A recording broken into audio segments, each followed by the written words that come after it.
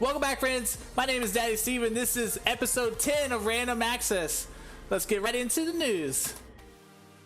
Up first, Riot Games has made additional waves this year in regards to a looming culture issue that they've had for the past year. So not more than the past year, but it was broke last year by Kotaku in regards to the bro culture that they had. Riot Games has again made news by forcing the women that went to litigation to go through arbitration. So let me give you guys an update on the story here.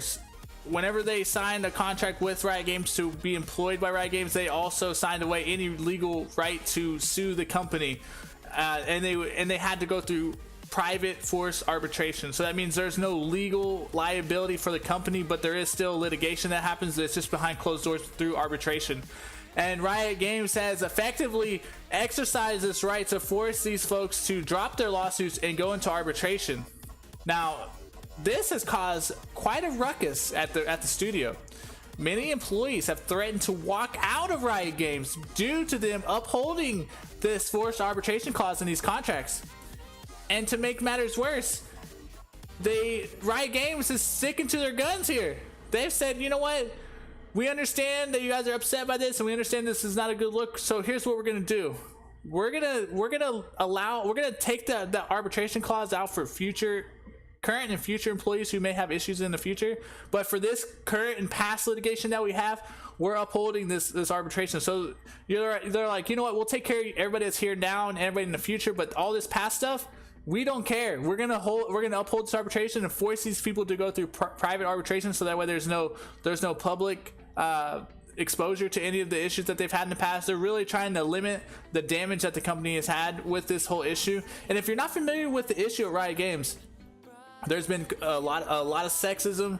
There's been a ton of like unequal rights in regards to women getting their voices heard in the workplace, women feeling uncomfortable, sexual abuse in regards to employees like throwing themselves at the women, saying improper comments to the women, making them feel very uncomfortable. So really up to that line in sexual abuse. So it has been a really big issue in the gaming industry, and specifically Riot, a well-known company. Kotaku came out with a big article in 2018 and just exposed the world to basically what was going on at Riot, where they kind of likened it to a bro frat culture, where the bros were running the show and everybody else was just there to be there, and their voices and their opinions and their decisions were disregarded over the bros or over the other guys that they held in high regard, regardless if they were able to do the job or not. And it was just a terrible situation. And then for Riot to double down and really clamp down on not letting these people follow through with their lawsuits is really, really disheartening. And you could say, yeah, you know what, well, they signed away that right and that's their fault for signing that. But Activision Blizzard has had also an arbitration clause in their contracts, and they did not actually uphold those agreements. So their employees felt it was really unethical to uphold those agreements, and they have foregone upholding those arbitration clauses of their contracts. And I don't know why Riot couldn't do it here either. So it's really interesting to see that like Riot stuck to its guns and tried to play like the middle ground here and say, hey, we'll do it for current and future employees, but everybody in the past or any past litigation that we have going on, sorry guys, we're not going to do it. It just doesn't look good for Riot's PR, honestly. Their public relations are very shaky at this moment, and stay tuned. I'm sure this is going to get even uglier as time goes on. I'm curious to see how this plays out in social media and in the public opinion of Riot Games as time goes on with it. And on top of that, the game is the community itself is not doing so hot right now either. So there's a lot of issues with in and outside of the game with this company. So we'll see what happens. Next up, I have this out of order here. We have the Valve Index. So it's a VR headset that was just announced. It is going to be released at $999. Which is about, it breaks down to $499 for the headset and about $279 for each controller. So you're looking at about $1,000 to get it in on the Valve Index VR headset. And Valve's basic rationale for this was like, look, we're not going to bring the ratio or the performance of our device down to make it affordable. We're gonna have the most advanced VR tech we can have in our system here, and we're gonna price point it at a reasonable price that is sustainable for us. And you know what? We're not gonna lower it here. We're gonna start at this price point, and that's what it is. And supposedly this is going to be a very strong VR headset, stronger than any VR headset out there today. It will also be compatible with HTC Vive controllers, I believe. So if you already have an HTC Vive, I'm sorry if I'm not pronouncing that correctly, VIVE. If you have the Vive, then you can also use your controllers to the Vive with the new VR headset. But it is going to be pricey regardless. $500 just for the headset alone if you already have the controller. So again, that will be coming out in the fall, I believe, and it's going to be in very limited quantities for North America and basically abroad, because they're just trying to get a gauge on the public interest in this VR headset. So that will be coming out in limited quantities later on this year. I'm assuming Q4. They haven't given us an exact date on this, but it will be most likely be during the holiday season. So if you're looking to upgrade your VR headset, looking for the top line VR headset experience or the VR experience in this world, check out the Valve Index. But before you do that, you might want to consider another headset that we'll talk about in a moment. I have this out of order, I do apologize. Next up we have Epic Games acquiring Rocket League developer Psyonix. Now, Psyonix has been an independent development company from their inception. They've made a successful, scrappy Rocket League esports genre. Rocket League shot to success through Steam a couple years ago. Then they stood up a very competitive Rocket League esports basically team and league where they had your major esports teams fighting it out for Rocket League. So it makes sense that Epic would actually go for this acquisition. Rocket League is kind of a niche genre, if you ask me. It is, if you don't know what the game is, it's basically cars playing soccer. You have this giant soccer-sized ball, and these cars are playing soccer in this dome-like environment, and that's basically what the game is. So it is a very niche audience that they have, but they seem to have done their esports scene pretty solidly. And Epic obviously has been struggling with the Fortnite esports scene as of late, especially when it comes to changing their game, patching their game, just iterating on their game. It seems like they've made a lot of missteps lately. They haven't really been listening to their community. They've been overworking their staff, so they're kind of burning the wick from both ends, if you will. Their dev team is getting overworked. The player base is getting frustrated because of the changes not syncing with their desires. And Fortnite has acquired Psyonix. We're not sure what that means for anybody yet, but speculation is that this will help both games tremendously, with Psyonix helping with the esports scene, helping Fortnite make better decisions when it comes to esports, and then Epic obviously having a huge payroll to invest into Rocket League more, to develop that league more, to make it a more legitimate league. So I think this is a win-win situation for Psyonix and Epic Games. In addition to that, they have not said anything about removing Rocket League from Steam yet, because remember, Epic has their own launcher and they're looking for a lot of exclusives to really have people jump on their launcher. They haven't said anything about making Rocket League exclusive to Epic Games as of yet. They've left the door open for it to still stay on Steam, but you never know. If they get pissed off at Steam, they could just remove it altogether and enforce it to be on the Epic store. So stay tuned for that. Should be very interesting. Oh, by the way, Aflex, thank you for the host, man. Much appreciated, sir. Next up, we have Apex Legends. You remember that game, that BR game that came and took the world by storm, and we thought it was going to be the Fortnite killer, and come to find out it was short-lived?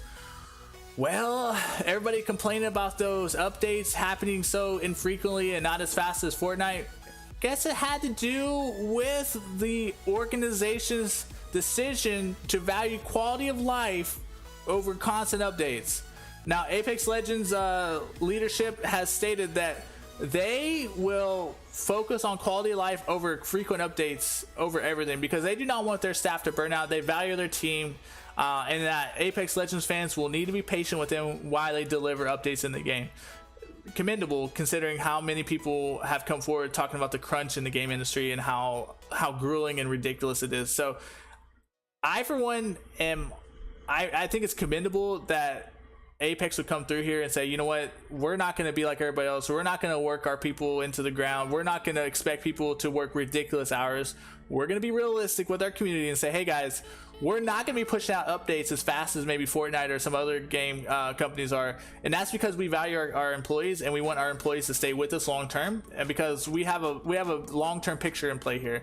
Now, it may not be the most popular thing short term, but long term, fans should rejoice that they'll have the same people work on this for years to come.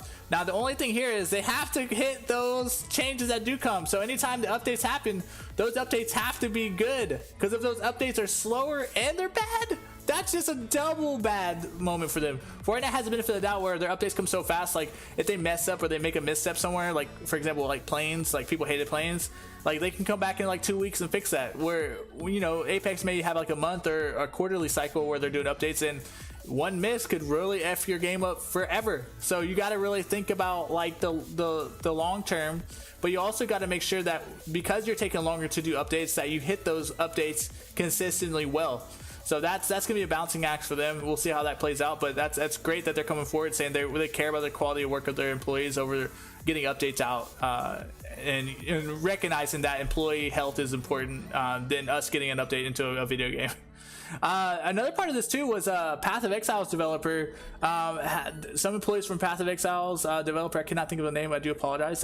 They have said they've been feeling the crunch too lately, and they're asking their fans and their player base to have patience with them, because again, Path of Exile has the same seasonal like crunch where they're like getting out content within like 3-month periods, like completely overhauling game systems basically, and tech trees. If you already play Path of Exile, you'll know how extensive the tech tree and the learning curve is for that game, and it feels like every season they're revamping that entire process to make certain things more viable than others, and there's a huge balancing act that goes into play with Path of Exile. So for them to come out and say that they're feeling the crunch too, that it tells you that there's more than just a few developers that are pushing their employees beyond the limits and putting them at critical mass. So like I said previously, like I said last week, this seems like a breaking point for the games industry.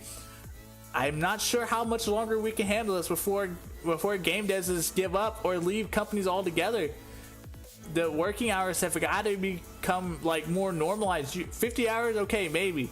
60 hours, that's pushing, not all the time. 70 plus hours a week working every week, like that's ridiculous, and that's got to stop. We cannot have our devs overwork themselves to where it's impacting their health, impacting their personal life, impacting their families. That's ridiculous. It's unrealistic for us to expect something like that, and devs have to push back here and inform gamers like of the sacrifices they have to make just so they get an update every 2 weeks, so we can bitch about it in the next 2 weeks. So I'm glad that, like I said, Apex Legends developer Respawn is pushing back. I hope more developers push back and say, you know what, we're going to take longer dev cycles here. As long as those longer dev cycles equal more succinct and more on point updates that the community wants to see. That's the balance. That's a trade-off there. You have to hit you got to hit what the community wants, but also the community's got to be patient and wait for those updates to come through. And then I think we'll find some peace.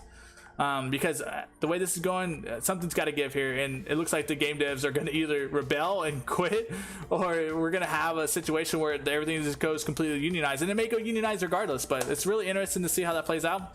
The crunch is continually being discovered from developer to developer, it seems like. Next up, we have BioWare.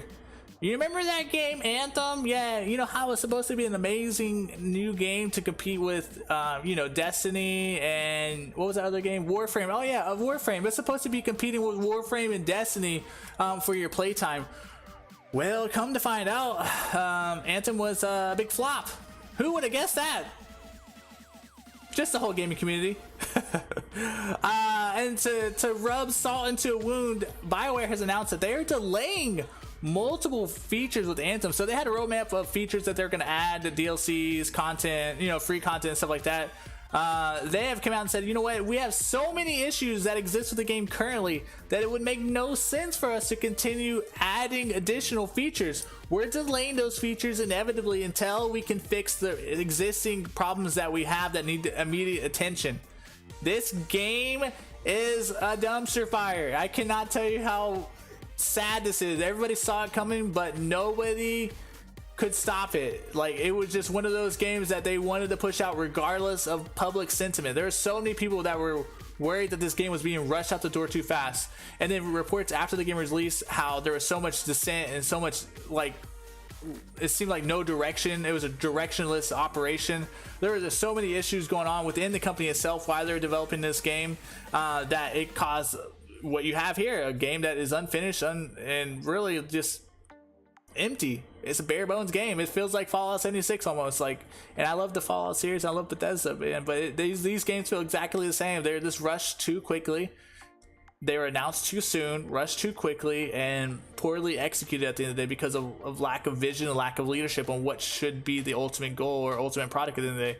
Maybe they listened to the community too much, maybe they didn't listen to the community too much in regards to how the game should be, but at the end of the day, Anthem was a big flop, and that could be the demise of BioWare going forward. I know it sounds crazy to say, but when has BioWare released a game that has been good recently? I know Dragon Age is coming out. Maybe that'll be the saving grace for BioWare, and maybe they'll come back, but you got to remember, all the old people that made Dragon Age, all the old people that made the Mass Effects, those folks are no longer with the BioWare studio. So you got to wonder if BioWare's on this last leg here. If Dragon Age becomes another flop like Anthem, you got to think that's going to be the last nail in the coffin, and that'll be it for that developer. As sad as it seems, they brought out some amazing RPGs in the past, and to see them go out like this is just really sad. To see like the name BioWare be run through the mud like this is very sad. EA has just repeatedly bought up developers only to spit them out and use them up and just tarnish their names over the years, and I just feel very sad about that situation. And it doesn't seem like Anthem is gonna be any better for it either. Like, I don't see how BioWare fixes this problem. Most people have moved on from the game. The player base is dwindling. Most people have just despise the game because nobody listened. Nobody listened to the people that actually tried the game, or the people that did try the game. Maybe they weren't honest. Like, there's so many different issues going on that, like, how could you not see this dumpster fire coming from a mile away? It's just sad to see. You hate to see games fail because that makes publishers more wary of, like, developing other future, like, big MMO type games like that. And it's just really sad to see from the game industry perspective, because that's just going to put a clamp down on innovation and additional games that can come out from, like, big developers. So again, another misfire from EA. Not a good start for the year. Not a good start for EA this year, unfortunately. Next up, we have Microsoft distancing itself from the Minecraft creator. So they had a big Minecraft celebration celebrating the Minecraft anniversary, and Microsoft said, yeah, you know what, you created Minecraft, but your views do not align with what we believe in, and you're not welcome to the party, so stay home, buddy. I just wanted to put this here because I do want to, like, acknowledge Microsoft for being very vigilant here and sticking to their guns, regardless that he is the creator of Minecraft. If his views are that radical or that ridiculous, then he definitely doesn't need to come to any type of Minecraft celebration and tarnish this title or this brand. So kudos to Microsoft for doing that. I know that could have been controversial, but good stuff there. Next up, we have Jagex, which is the developer publisher for RuneScape. They reported record revenue of 92 million pounds, almost 93 million pounds. And this is due in part to a big fourth quarter push made by RuneScape on mobile. So if you guys have ever played RuneScape and you're not familiar, you can actually download RuneScape on mobile. I actually have my phone here. Let me see if I can pull this up real quick. I do have RuneScape on my phone. I'll show you real quick how easy it is to get here. If I still have it, where is it at? Oh, here we go. You can download this on mobile. It is redonkulous. The game, old school RuneScape that you wanted to play back in the day, is on mobile. And that was a big driver in the revenue for the fourth quarter in 2018. And that's why they see these record profits, and they continue to be strong.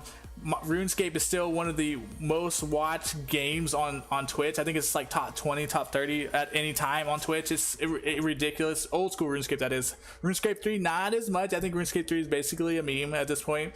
Old school RuneScape continues to drive Jagex's bottom line. And with the addition of mobile, I mean, they're going to continue to be strong and a front runner in like MMO developments in the future, especially like Java based MMOs and MMOs of like the RuneScape nature, where it's like kind of click and point. They're not going to be like your Warcrafts or anything, but they seem to be doing fine just where they're at. Their niche mobile game market is very fine.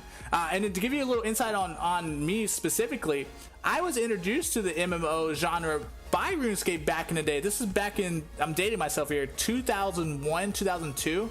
Back when RuneScape, old school RuneScape wasn't a thing. It was actually the only RuneScape that was available, and I played that game at school in the science in the computer lab, and me and my friend would play that every day in the computer lab when we were supposed to be doing our work. The RuneScape is what turned me on to all MMOs, and that later got me into Final Fantasy 11, got me into EverQuest, got me into Ultima Online, all those games. Like that, RuneScape was like basically my genesis for online gaming, and it's just crazy that they're still going strong after all these years. They've been around for over 20 plus years, and the game is still going strong and it's still enjoyable. I pop in every once in a while to check it out, and the game is still fun to play. I mean, it's still fun to go around with your whip and just beat people up with your whip, or go get the barrows items. I mean, come on, who hasn't played RuneScape and had a good time beating someone up or dueling somebody and taking all their money? But yeah, congrats to Jagex. That was a huge year for you guys. I look forward to seeing more success in 2019. And then next up, I want to talk about the other VR headset that I meant to mention earlier. I know this is out of order. I do apologize. It was Oculus Quest and the Rift S. So before we get into both of these, the original Oculus Rift has been retired. It is no longer available for sale. So we're replacing it as the Oculus Quest and the Rift S. Now, the biggest one here is obviously the Oculus Quest. The Oculus Quest will be available May 21st. It'll be for $400. And if you are a developer or a business looking to develop for the Oculus Quest, you can actually do a $180 annual subscription. Basically, this is your business support subscription. So anybody that is developing software for the Oculus Quest or Rift S will be able to do this and get support for this on an annual basis. It's $180, so it's pretty cool. In addition to that, it is going to be directly in competition with the Valve Index that we mentioned earlier. It definitely is not as powerful as the Valve Index. I wish I had a side-by-side comparison to show you the specs. I'll try to maybe have that for you guys next week for the news. But Oculus Quest is half the price, less than half the price of the Index. And it will be a good entry point for a lot of people trying out VR that maybe haven't played VR before, or are trying to upgrade their current VR devices that they have. This will be a very, very good entry point for a lot of those folks. I don't know many people that are going to drop $1,000 on the Valve Index unless you're like a hardcore VR enthusiast.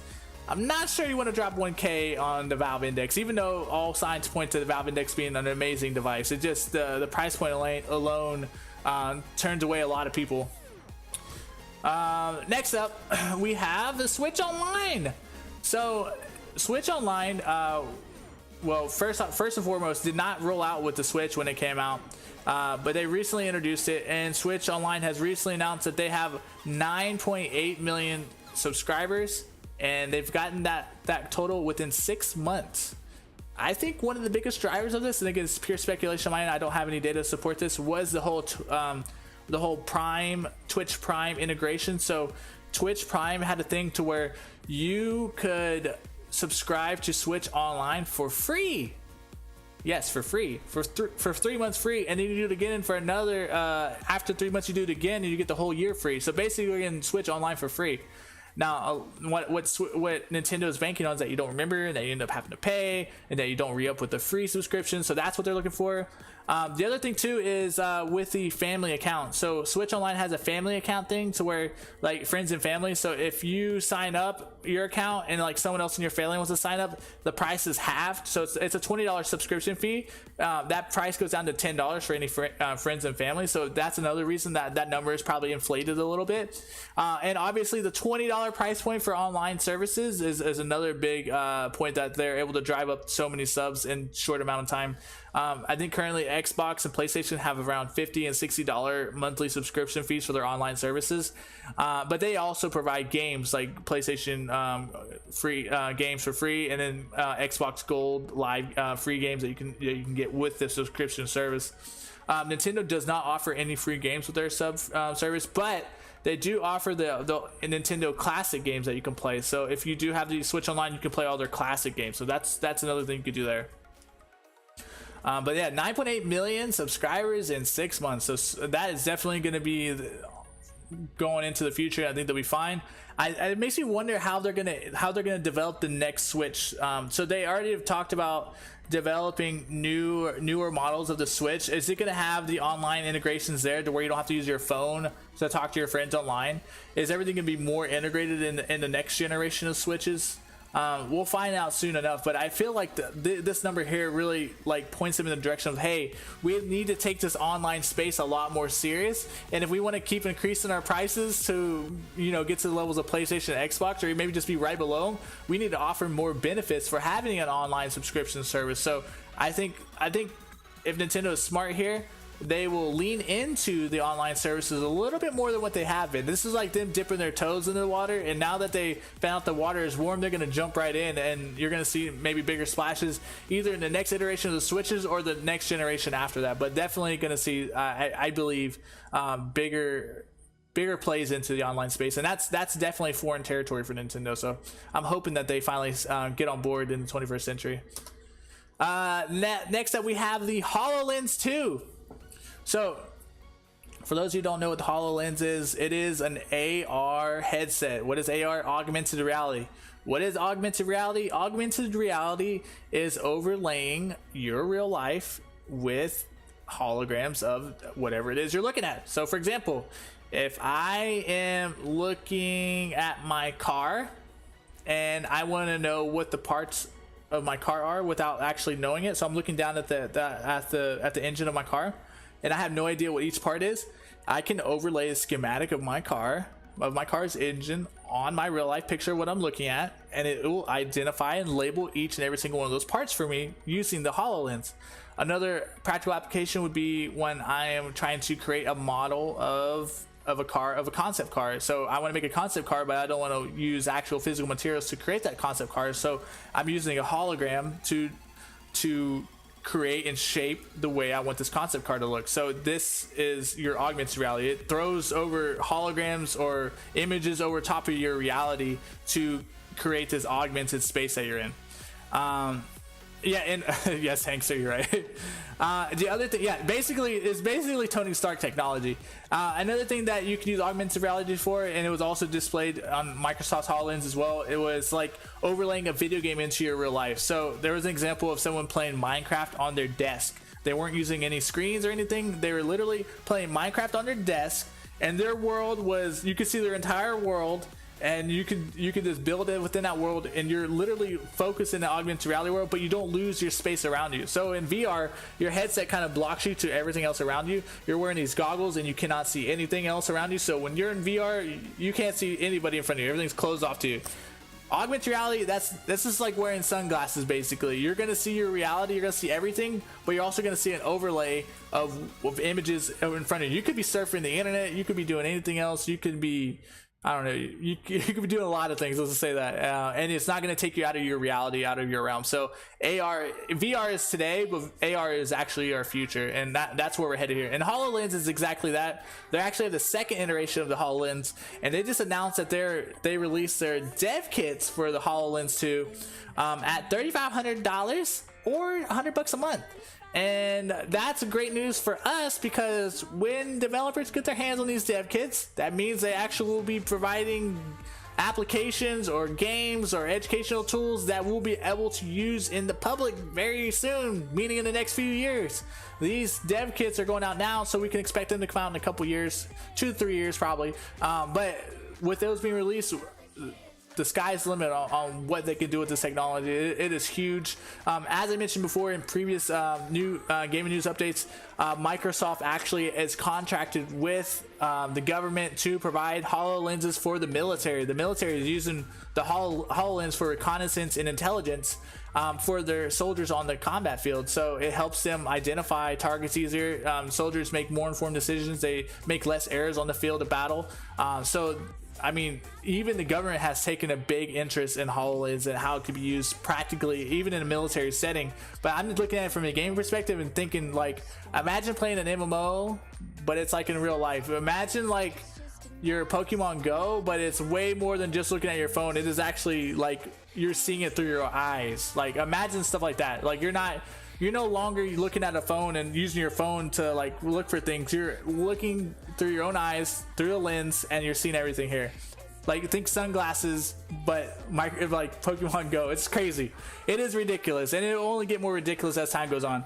But stay tuned for that. We will definitely be seeing more HoloLens in the next few years. I'm excited to see what comes out of that: educational, practical use, and even obviously entertainment. It'll be a good time.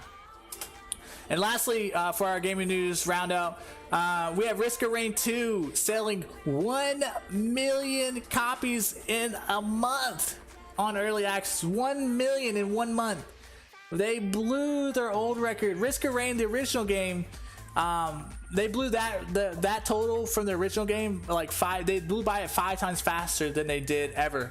It took them 5 months to hit 1 million units basically for their original game, and Risk of Rain 2 has did that in 1 month, what they took 5 months to do. So it's ridiculous how fast they got there with that game.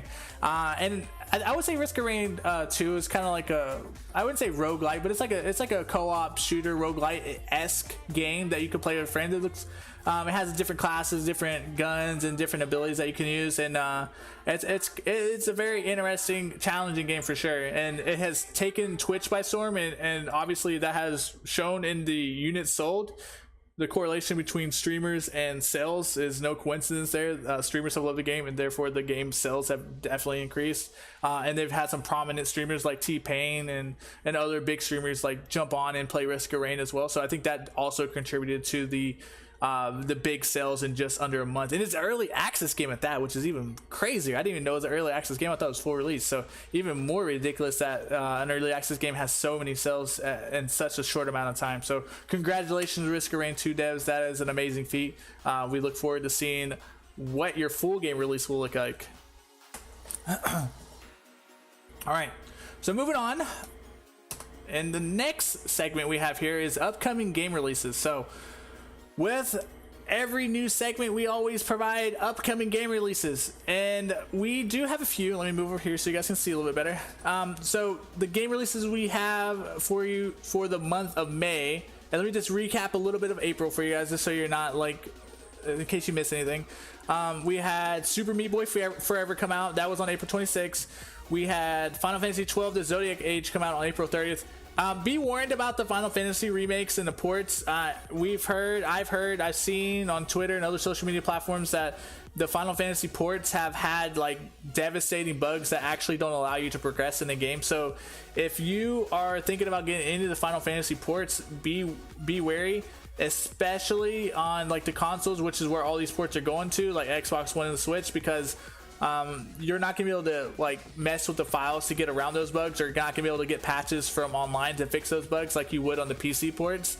But these bugs that are coming through these ports are also known in the PC realm when they were ported to PC a couple years ago, and apparently Square Enix never fixed those bugs, and they're re-releasing those games with those same devastating bugs. So be warned, do your research on the game prior to purchasing any of the Final Fantasy games, especially the ported games, to make sure that you don't run into those ridiculous bugs when you get them. I mean, those games would be awesome on Switch, honestly. Next up we have Legend of Heroes Trials of Cold Steel 2 coming out on May 7th.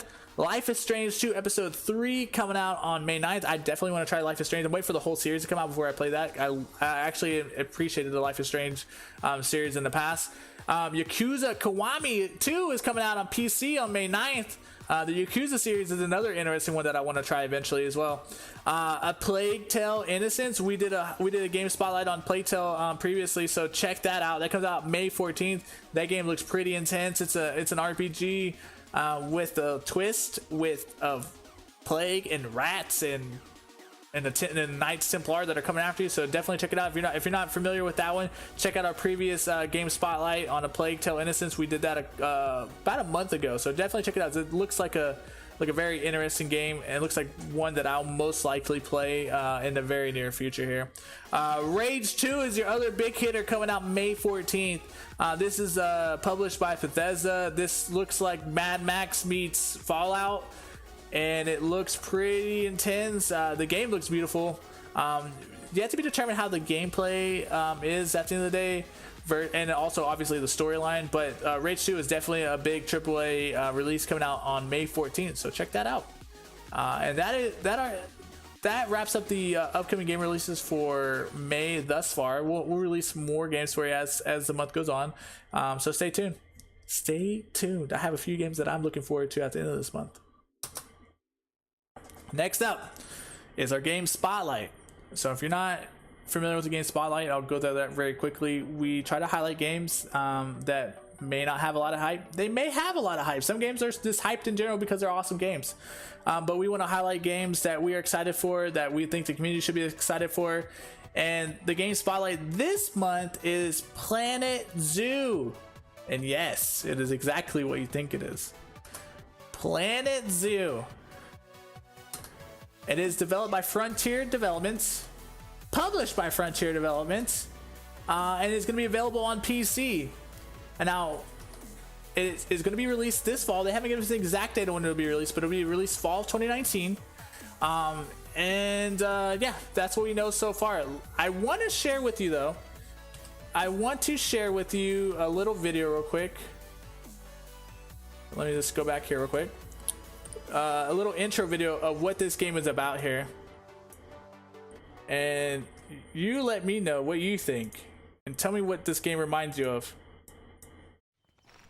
Gonna build a mountain. I love this game already. I can't wait to play it. Gonna build a mountain. I hope I will. Gonna build a mountain. Gonna build it high. I don't know how I'm gonna do it. I only know I'm gonna try.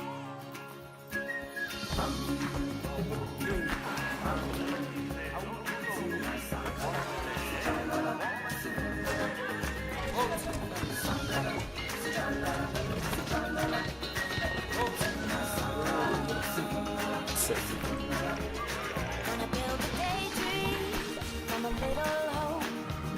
Gonna push that daydream up the mountain slopes.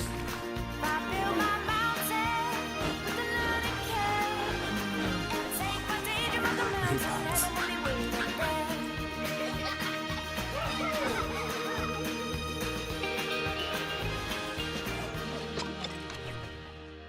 Planet Zoo! I'm excited. I am excited. I'm super excited for that. Now, Planet Zoo, it is basically a spiritual successor to Zoo Tycoon. Let's be serious here. It is a spiritual successor and is made by the same developers from Zoo Tycoon. So they made Planet Coaster. If you're familiar with Planet Coaster, that game was kind of a miss. Like, everyone was super hyped for it, but then they got into the game and they're like, this doesn't feel like Roller Coaster Tycoon.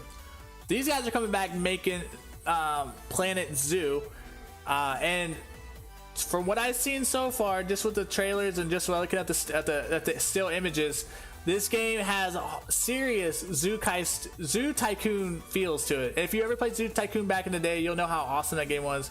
You'll know how beloved it was to a lot of us that grew up with it. I played that game for tons of hours back in the day, and I would actually get to the point where I would like put animals that didn't belong in the same habitats as other animals and have them like kind of attack each other and defend like their young. I was a cruel person, but that game was ridiculous in that the biomes were diverse, the animals were diverse, the way you manage those biomes were diverse, the management of your zoo was really impactful and significant. Like, there were a number of things with that game that were really fun, that made it successful, that made it replayable. There were scenarios that you could play, or you could just do the sandbox mode and make your own zoo of your dreams. The stories were endless. Like, there was a scenario in the original Zoo Tycoon where you went around and you played different zoos. Like, each zoo had its own problem and you had to help them solve each problem.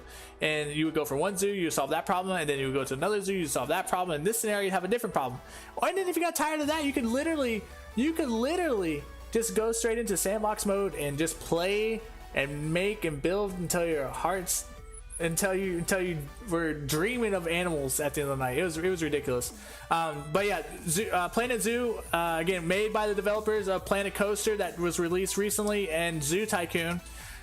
They're bringing back the ultimate zoo sim. So you're going to construct your habitats. You're going to have very detailed and very like minute like ability to change every little tiny detail of a habitat itself, whether it be a snow, desert, temperate forest, rainforest, biome, like whatever biome you're looking at, you're going to have ultimate control on how that biome looks, feels, and is for the animal. You're going to manage the resources, whether it be funds, your people resources, entertainment for your guests, and charging admission for the park. All that stuff is going to be managed again by you, and you're going to also learn about the animals and what they like and dislike, and each animal is going to be very unique. They're going to have their own like personality traits. They're not all going to get along, even though they're in the same species. They may have issues with one another. They're going to hate certain things you do. They're going to be aggressive. They'll be skittish. They'll be upset. There'll be this the animals. They're saying the animals are going to be so unique that you've really got to pay attention to each and every animal, like put in a zoo, and really tailor the experience for your zoo to the animal to make sure that the animal is satisfied. And if the animal is satisfied, then your guests at the park will be satisfied because they'll have a happier animal to look at. So it's important that you pay attention to your animal's happiness in this game, your animal's comforts and needs and desires, to make sure you have a successful zoo. And if anybody likes sim games like I do, then this is like speaking to heaven. The other thing too is that they're gonna have a robust research process where you're looking up new attractions, maybe new species, new animals, new biomes, new ways to show things. Like in the original Zoo Tycoon, they had different ways to show the animals, and some were more appealing than others. And a lot of Zoo Tycoon was appearance. Like you wanted to make your park pleasurable and appealing to the guests that came to your park. Otherwise they didn't want to be there long, or they would just come and leave and not spend any money. But if a lot of that went through research, you have to research different animals, different biomes, different techniques. Like you have training to make your employees better. Like there's just so many things you can research, and they're doing the same thing here. There's a number of things that you can research to allow and manage your species to make them thrive and be happier.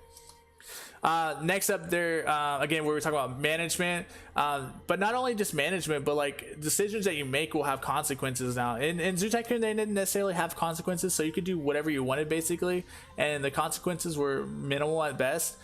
In this one, it looks like the consequences are going to be more significant. So if you make maybe like a controversial decision, you may end up having problems down the road with either your guests or with the actual zoo animals themselves, or maybe even your staff. But they're trying to make the game way more significant when it comes to making decisions on which way you go with research, which way you go with managing your zoo. Maybe overpricing your tickets are really going to have a significant impact on like how you take care of your zoo. And then if you don't pay your employees, or you don't have money for your employees walk out. Again, this is speculation at this point, but there's a number of ways that they can make the management of the game more impactful and more significant for everybody. In addition to that, they're really focusing on both the macro management and the micro management of the game. In the past, you could really get away with macro management, meaning like managing at a high level, but not really getting into the details of managing your employees' needs and wants, your zoo's inhabitants, your creatures' needs and wants, and your guests' needs and wants. You didn't have to go into the micro that much, and you could still be successful. In this game, it seems like they're going to focus more on both macro and micro being equally important. So you got the juggle between the macro management of managing resources and funds and making sure you have everything you need in order to thrive financially to keep yourself afloat, but also the micro to make sure everything and everybody is happy and everything's taken care of. So I'm looking forward to the additional complexity on top of like just managing the zoo and keeping it afloat. So that's another thing that they're adding with the game. And next up, they have the limitless creativity. So they're stating that the creativity tools in the game are going to be very user friendly, very easy to figure out and pick up. It's not going to be some convoluted, complex process to where it's going to be frustrating to build and create your own zoo. It's going to be very intuitive, very easy to use, and very user friendly, so where you can drag and drop things and put them down with ease, or remove stuff very easily too. That reminds me of kind of Anno 1800. If I could take you back to that game for a moment, Anno 1800 had a really intuitive construction tool, and it had a really easy way to remove things too. So I'm hoping that Planet Zoo has something similar to that, where putting down buildings and putting down habitats are a breeze, and that if you need to like remove things, or if you need to like be really really like have precision with like specific sections of your zoo that you can do that. But also if you're like zoomed out and you don't want to be very precise, you can do like really fast and on the fly. So we'll see how good the tool is, but I'm excited for that. I hope they come through with that, because that'll make or break the game for me if their construction tool is very intuitive and fluid. Because if the campaigns and scenario in the game are not great, you could always do sandbox mode, and the sandbox mode can really save a game like this. So it's important that they do that well. And lastly, I think, we have a few more things. Again, you can share your habitats, scenery, and even whole zoos with folks on the Steam Workshop. So if you have something you want to brag about, if you have a specific habitat that you're really proud of, or if you're just one of those people who like to beautify your zoo and you're really proud of like the scenery that you created around the zoo, or the atmosphere that you created for your guests at the zoo, you can actually share all that with your friends on the Steam Workshop. So they're really focused on Steam for this game. It's not an Epic exclusive, and you can share this with your friends, and even like have your friends go through your zoo and let you know how they feel about it. Or maybe you guys can bounce ideas off one another, like, hey, check out my zoo, let me know what you think you could do to make it better, you know, stuff like that. So they're definitely making it more community focused and an easier way for people to show off what they've been making. So that's really great, and I think that will add another layer of like fun to it, because you're gonna just tell your friends, like, you're gonna try to one up your friends at least, you know, like, my zoo is better than yours because I have these exhibits here. I have a volcano in my freaking zoo. No, but I have this in my zoo. You know, it just go back and forth on who can one up each other the best. And you can literally like share these zoos and share these experiences with people, instead of just like maybe taking screenshots or just telling your friends about it. You can actually literally share the zoo with them. So I think that'll be a great addition to it at the end of the day. But that is Planet Zoo for you guys. It will be out this fall. If you are a Zoo Tycoon or a Tycoon fan in general, you will be super hyped for this game. I know I'm excited, and I can't wait for it to come out. But I think that's all we have for today. Yep, that's all we have. We will be back on Friday. This week we're a little bit late getting it out. I do apologize. We're recording this on Sunday. I will have another gaming news segment on Friday at a regular time at 9:30 p.m. Pacific time. So if you have a game spotlight that you would like me to check out for you in the future, let me know. I'm always open to ideas. I do have a list of game spotlights that I do, but if you have suggestions or anything, let me know in the comments below. I do appreciate you being here with me today. If you did like the video, if you like any of the content here, make sure you hit that sub button and put the notification on, so that way you know when we're posting, and like and comment below. Thank you guys so much for your time. I'll talk to you soon. Bye.